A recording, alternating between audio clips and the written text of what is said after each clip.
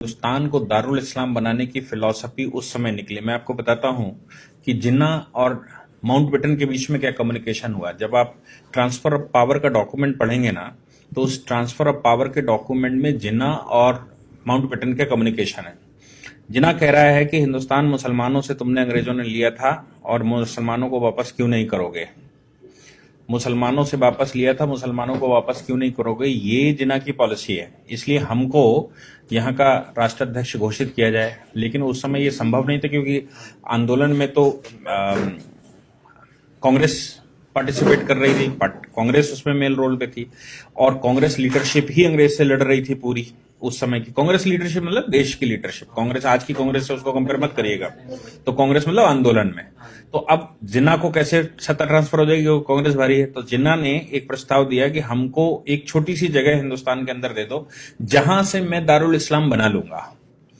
उस पॉलिसी के तहत हिंदुस्तान में इसका बंटवारा हुआ, पाकिस्तान दिया। पाकिस्तान ने कॉन्सिस्टेंटली अपनी पॉलिसी जो शुरू की, वो डे वन से यही थी कि हिंदुस्तान को कैसे दारुल इस्लाम बनाना। और इसी पॉलिसी के तहत नेहरू उनके चक्कर में आ गए, और नेहरू और लियाकत अली समझौता हो गया। उस समझौते में हिंदुस्तान में मुसलमान रोक दिए गए और पाकिस्तान में हिंदू रोक दिए गए। उनको मालूम था हिंदुओं को तो हम वैसे ही निपटा लेंगे, लेकिन यहां जो मुसलमान हम रोक देंगे, ये मुसलमान किसी न किसी दिन हमारा सहयोग ही करेगा। ये उनको उस समय मालूम था। उस पॉलिसी के तहत 1947 में कश्मीर पर उन्होंने अनायासी हमला कर दिया। 1962 में चाइना से हमारा वॉर हुआ, हम थके बड़े बैठे हुए थे। 1965 में बिना किसी कारण के, नेहरू के मरने के बाद, जब शास्त्री जी सत्ता में बैठे, तो शास्त्री जी के खिलाफ अपने आप उन्होंने युद्ध कर दिया बिना किसी कारण के, क्योंकि उनको एक कॉन्सिस्टेंट पॉलिसी है कि हिंदुस्तान पर कब्जा कैसे करना है, इसको दारुल इस्लाम कैसे बनाना। अब इस दारुल इस्लाम बनाने की पॉलिसी में ही उन्होंने वो कारगिल का सब षड्यंत्र रचा। उसके बाद फिर उन्होंने इनडायरेक्ट टेररिज्म भेजा और टेररिज्म भारत में फैलाया। फिर वहां से उन्होंने बाया दुबई रूट, बाया और तमाम तरह के रूटों से हिंदुस्तान में मुस्लिम पॉपुलेशन कैसे बढ़ाई जाए इसकी व्यवस्था, और हिंदुस्तान के मुसलमान को कैसे बरगलाया जाए और इस्लाम के नाम पर हिंदुस्तान में कैसे डिस्टर्बेंस किया जाए, इसके लिए उन्होंने भरसक वहां से प्रयास करना शुरू किया। हिंदुस्तान में पॉपुलेशन कैसे बढ़े, इसके लिए वहां से इस्लामिक स्कॉलर्स भेजे, जिन्होंने भारत में आकर कहा ये तो अल्लाह की देन है, और पॉपुलेशन तो अल्लाह देते हैं, ये वही दे रहे हैं, वही खिलाएंगे, ये सब दुनिया भर की बात थी। इस पॉलिसी को भारत में फल फूल में 70 वर्ष लगे और खूब फल फूल गया। समस्या ये आई कि 2014 में जो सरकार बैठी, उस सरकार ने इस पॉलिसी को कंट्रोल करने के लिए कुछ काम करना शुरू किया। लोग कहते हैं कि आपने ये 370 2019 के बाद क्यों हटाया, आपने ट्रिपल तलाक 2019 के बाद क्यों हटाया, आपने ये दुनिया भर की बातें। सोच कर देखिए कि सरकार उस समय कैसे बैकग्राउंड बना रही थी, कैसे वो ग्राउंड बना रही थी, और उसने क्या क्या किया। आप सोचिए कि जो नोटबंदी हुई, उस नोटबंदी में सबसे ज्यादा आहत कौन हुआ? जो व्यक्ति लीगल सिस्टम में नहीं था, जो अरबियन कंट्री से पैसा आ रहा था, जो पाकिस्तान से फेस करेंसी आ रही थी, जो हिंदुस्तान में करेंसी लाकर दुनिया भर का खेल खेला जा रहा था, वो सारा पैसा कूड़ा हो गया। और कूड़े का मतलब ये हो गया कि वो लोग जो पाकिस्तान सपोर्टेड थे, बिना किसी रिटर्न भरे, बिना किसी लीगल सिस्टम में आए पैसा लगा रहे थे, उनका पैसा सब रद्दी हो गया। आज अगर वो पैसा होता सीएए के विरोध के दौरान, तो आप सोच सकते हैं कि हिंदुस्तान का क्या हाल होता। आज तो हिंदुस्तान में केवल पत्थर बचा है फ्री का, वो पत्थर चल रहा है। लेकिन अगर पैसा होता तो क्या होता? दूसरी उनकी बात जो वो करना चाहते कि हिंदुस्तान में पॉपुलेशन बढ़ाएंगे, दारुल इस्लाम बनाएंगे, गजबाए हिंद लाएंगे, ये सारी बातें जो उनके दिमाग में थी, उन सब पर 2014 के बाद रोक एक एक करके लगनी शुरू हो गई। क्योंकि उन्होंने कहा सब लीगल सिस्टम में आएंगे, नोट भी लीगल सिस्टम में आएगा, व्यापार भी जीएसटी लीगल सिस्टम में आएगा, भारतवर्ष से इंपोर्ट और भारतवर्ष में आने वाला पैसा, आपको याद है 20,000 एनजीओ एक साथ बंद की गई थी।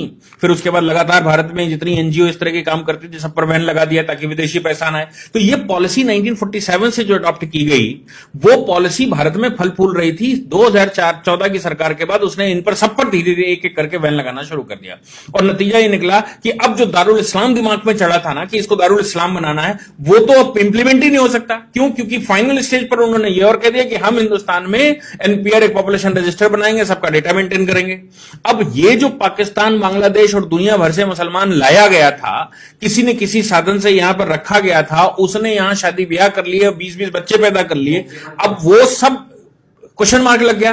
तो जो भी सरकार ने किया उसके लिए उसने बैकग्राउंड तैयार किया पहले 5 साल, और 5 साल के बैकग्राउंड के बाद 2019 में उसने काम करना शुरू किया। तो अब जो भी रिप्रेजेंटेशन हो रहा है, जो भी हिंदुस्तान के अंदर विरोध हो रहा है, उसका मेन कारण है कि आज अगर सरकार पीछे न हटी तो हमारे जो दारुल इस्लाम दिमाग में बैठा हुआ है उसकी पॉलिसी एक एक करके सब फेल हो जाएगी। और अब दारुल इस्लाम बनाने की जो फिलॉसफी है वो इंप्लीमेंट नहीं हो सकती, किसी भी हालत में नहीं हो सकती, क्योंकि जैसे ही आप पॉपुलेशन रजिस्टर बनाएंगे, जैसे सीए के तहत लोगों को लीगल कर देंगे, जैसे ही आप अनऑथराइज कॉलोनी को ऑथराइज कर देंगे, हर कॉलोनी का एक सर्टिफिकेट बना देंगे, हर व्यक्ति का एक आईडी बना देंगे, तो फिर भविष्य में जो भारत को आप इस्लामिक कंट्री बनाना चाहते थे वो इस्लामिक कंट्री भारत अब कैसे बनेगा? क्योंकि इस्लामिक कंट्री नहीं बन सकता, इसलिए आज इसका विरोध करके वो कोशिश कर रहे हैं किसी न किसी तरह से भारत की जो सरकार है आज की, इस सरकार को हिला दिया जाए, ताकि हमारी जो पॉलिसी पिछले 70-75 साल से चल रही थी with the support of Pakistan and Bangladesh, वो पॉलिसी इंप्लीमेंट हो जाए और 10 वर्ष केवल और रुक जाइए। आज के पॉपुलेशन के जो डेटा हैं वो ये कह रहे हैं कि अगले 10 वर्ष के बाद हिंदुस्तान में 50% पॉपुलेशन होगी।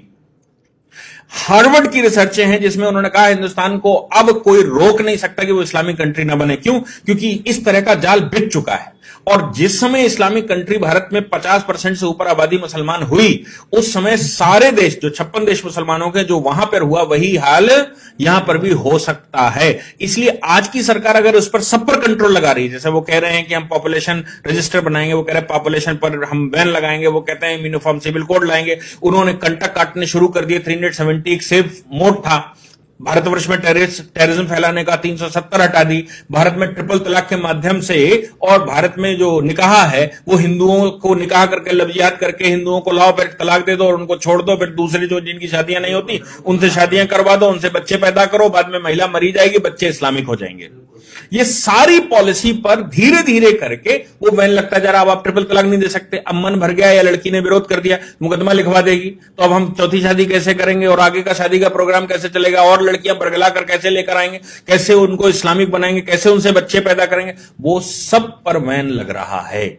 जो प्रॉपर्टियां हाईवेज पर खरीद कर रखी हैं, जो प्रॉपर्टियां दुनिया भर की खरीद कर रखी हैं, उन प्रॉपर्टियों में भविष्य में लिस्टिंग हो रही है, क्योंकि सब आधार से जुड़ जाएगा। तो आपको यह बताना पड़ेगा आप प्रॉपर्टी कहां से लाए, आप तो पंचर की दुकान खोले हुए थे, आपके पास ये 5 बीघे का हाईवे के किनारे कैसे आ गया? ये पॉलिसी, इसी को ध्यान में रखते हुए वो असम का जो वो कह रहा था ना शरुल इमाम कि असम की नेक हमने पूरी घर कवर कर रखी है, दोनों तरफ हम लोग हैं और वहां से फौज आएगी तो हम उनको जाने नहीं देंगे। इस पॉलिसी के तहत ही हिंदुस्तान के सारे हाईवेज पर मोस्टली 70% मुसलमानों ने परचेज करके रखा है with the support of the Pakistan और by the route of Arabian countries.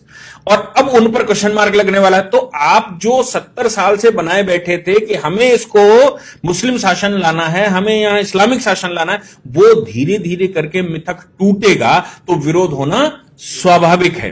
इसलिए आज की सरकार का विरोध इस बात का नहीं, क्योंकि सीएए में तो कुछ ऐसा है ही नहीं ना जो विरोध करने लायक हो। विरोध सिर्फ इस बात का है कि आप जो करने वाले हैं, भविष्य में जो कर सकते हैं, उसका जो आपने प्लेटफॉर्म बनाकर रखा है, उस प्लेटफॉर्म को ही हम चरमरा देंगे। और जिस दिन वो प्लेटफॉर्म गिर जाएगा उस दिन हिंदुस्तान को दारुल इस्लाम बनाने से कोई रोक नहीं पाएगा। बाकी पॉपुलेशन थोड़ी सी बचेगी, जैसे पाकिस्तान में 23% बचे थे, कहीं 27% बचे थे, बाकी वो सब खत्म हो गए ना धीरे धीरे करके। हिंदुस्तान में भी 50% से ऊपर पॉपुलेशन होगी तो धीरे धीरे वो मार देंगे। जैसे कश्मीर में उन्होंने 1989 में किया था कि कश्मीरी पंडितों को पहले समझ नहीं आया, लेकिन जिस समय उनकी पॉपुलेशन बढ़ गई उसने मारपीट के बराबर कर दिया और कश्मीर घाटी खाली करवा दी।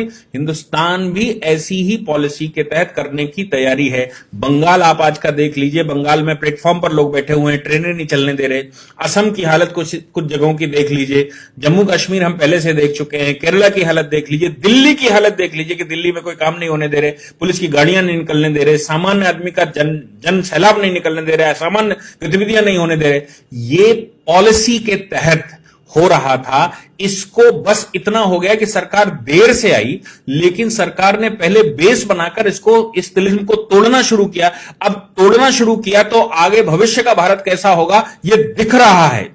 और अगर भविष्य का भारत आज न बना इस सरकार के द्वारा तो हिंदुस्तान समाप्त हो चुका है। जिन्ना की पॉलिसी जिसके तहत उसने पाकिस्तान लिया था और जो उसने कहा था कि एक छोटे से कुनबे को कोने को लेकर हम हिंदुस्तान को पाकिस्तान बना लेंगे, हिंदुस्तान पर शासन ले आएंगे, वो हो चरितार्थ होता दिखाई दे रहा है। अगर आज सरकार को सपोर्ट न हुआ और आज सरकार ने काम किया, आज अगर रिटेलिएशन ना हुआ, चाहे उसके लिए सरकार को गोलियां चलानी पड़े, चाहे सरकार को कोई एक्टिविटी करनी पड़े, कोई स्टेज आनी पड़े, सीरिया में जैसे आज हो रहा है, करना पड़ा ना, बाद में बम फोड़ने पड़ते हैं ना, बाद में मिसाइलें चलानी पड़ती है ना, तो क्यों नहीं आज चलाते? आज चलाकर आप वो सिचुएशन रोक सकते हैं और आपके पास कोई और दूसरा रास्ता बचेगा नहीं, और अभी नहीं बचा है। आपके पास भविष्य में कोई रास्ता बच नहीं सकता जब तक आप फौजें नहीं लगाएंगे। कश्मीर को आपने कंट्रोल किया क्योंकि वहां पर आपने पैरामिलिट्री फोर्सेस, मिलिट्री फोर्सेस भेजकर आपने अनडाउटेड गोली बिना किसी भेदभाव के गोली चलाने का आदेश दे दिया है कि अगर कोई भी गड़बड़ करे उसको सीधी गोली मारो, उससे पूछने की जरूरत नहीं। वो अगर आपने आज हिंदुस्तान में ना किया तो हिंदुस्तान 2040 में समाप्त हो चुका है। वर्ल्ड के किसी भी फोरम की रिपोर्ट उठाकर देख लीजिए, सब यही कह रही है। इसलिए यह पॉलिसी है, इस पॉलिसी को ध्यान में रखिए कि वो क्या करना चाहते हैं। ये कोई विरोध जो आप कहते हैं ना, विरोध करना है किस बात का, ये कोई विरोध ही नहीं है। ये दारुल इस्लाम बनने से रोकने की प्रक्रिया जो सरकार अपना रही है उसका रिटेलिएशन है। ये सीए का रिटेलिएशन नहीं है, ये सरकार का रिटेलिएशन नहीं, सरकार की वो पॉलिसियां जिनसे भविष्य का भारत तय होगा उसका विरोध है।